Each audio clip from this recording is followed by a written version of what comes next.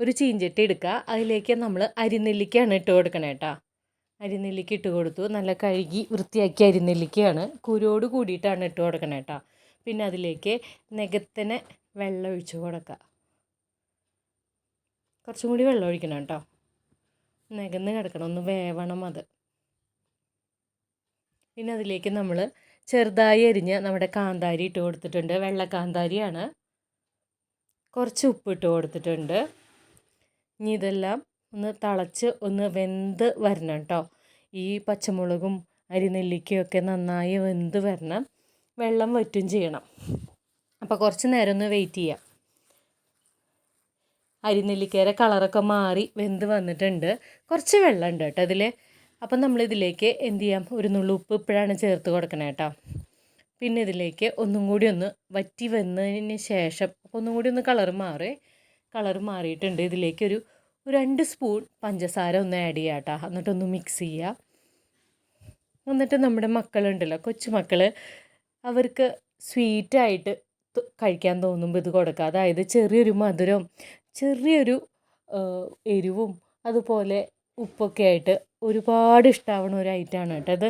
ഇതെല്ലാവരും ട്രൈ ചെയ്തോളൂ. ഇത് ഫ്രിഡ്ജിലെടുത്ത് വെക്കാം, നമുക്ക് ഒരു പ്രോബ്ലം വരില്ല, പെട്ടെന്നൊന്നും നാശമാവില്ല. വെള്ളം നന്നായിട്ടൊന്നും കൂടി ഒന്ന് ഡ്രൈ ആക്കി എടുക്കണേ. അപ്പം നമ്മുടെ അരിനെല്ലിക്ക കൊണ്ടുള്ള ഒരൈറ്റം ഇവിടെ റെഡി ആയിട്ടുണ്ട്. ഉപ്പും മധുരവും ചെറിയൊരു എരിവുമുള്ളത്. ഇപ്പോൾ എരിവ് കൂടുതൽ വേണമെന്ന് വെച്ചാൽ കൂടുതൽ കാന്താരി ചേർക്കാം കേട്ടോ. അങ്ങനെ നമുക്കിതൊരു പാത്രത്തിലേക്ക് മാറ്റാം കേട്ടോ. കളറ് മാറുന്നത് എന്താണെന്ന് വെച്ചാൽ അതിൻ്റെ ആ കാരമൽ ഇത് വരുന്നതിൻ്റെ ആ കളറാണ്. നമുക്കൊരു പാത്രത്തിലേക്ക് ഇത് മാറ്റിയെടുക്കാം. നല്ല സ്വാദാണിത്. നമ്മുടെ പഴയ കാല ഓർമ്മകളുടെ ഒരു ഐറ്റമാണല്ലോ അരിനെല്ലിക്ക എന്ന് പറയുന്നത്. നമ്മളൊരു പാത്രത്തിലേക്ക് എടുത്ത് മാറ്റി വെച്ചിട്ടുണ്ട്. ഇനി അരിനെല്ലിക്ക തന്നെ ഒരു ചട്ടിയിലിടുക, കുറച്ച് വെള്ളം ഒഴിക്കുക, ഒരു നുള്ളു ഉപ്പിടുക. ശർക്കരയാണ് ചേർക്കേണ്ടത് കേട്ടോ. പക്ഷേ എൻ്റെ കയ്യിൽ ശർക്കര ഇല്ലാത്ത കാരണം നമ്മൾ പഞ്ചസാരയാണ് ചേർക്കണം. അതിപ്പോൾ ചേർക്കേണ്ട, വെള്ളം വറ്റി വന്നതിന് ശേഷമാണ് പഞ്ചസാര ചേർക്കേണ്ടത്. 2-3 അല്ലി പഞ്ചസാര ചേർക്കാം കേട്ടോ. അപ്പോൾ ഇതിന് ഫുള്ളൊരു മധുരമാണ് വരണേ. നല്ല ടേസ്റ്റ് ഉണ്ട് കേട്ടോ ഇത്. അതുപോലെ ഒരു നുള്ള് നമ്മുടെ പട്ടയുടെ പൊടി ഉണ്ടല്ലോ, അതും കൂടി ഇതിൻ്റെ ഉള്ളിൽ ചേർക്കുക, ഒരു ഫ്ലേവറിന് വേണ്ടിയിട്ട്. ഒരു പ്രത്യേക ടേസ്റ്റാണിത്.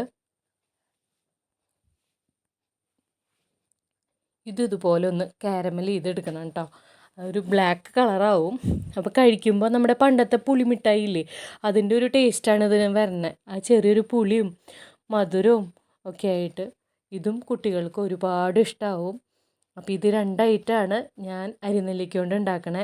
രണ്ടും ഫ്രിഡ്ജിൽ നല്ല പാത്രത്തിൽ അടച്ച് സൂക്ഷിച്ച് വെക്കാം. പെട്ടെന്നൊന്നും നാശമാവില്ല, കുട്ടികൾക്ക് കൊടുക്കുകയും ചെയ്യാം. നാച്ചുറലായിട്ടുള്ള ഒരു ക്യാൻഡിയാണ് അരിനെല്ലിക്ക വെച്ചിട്ടുള്ള ഒരു ക്യാൻഡി. ചെറിയ പുളിയും മധുരവും ഒക്കെയുള്ള ക്യാൻഡി. അപ്പം നിങ്ങളെല്ലാവരും ഇത് ട്രൈ ചെയ്യുക, കുട്ടികൾക്ക് ഉണ്ടാക്കി കൊടുക്കുക. വളരെ ഇഷ്ടമാവും കുട്ടികൾക്ക്.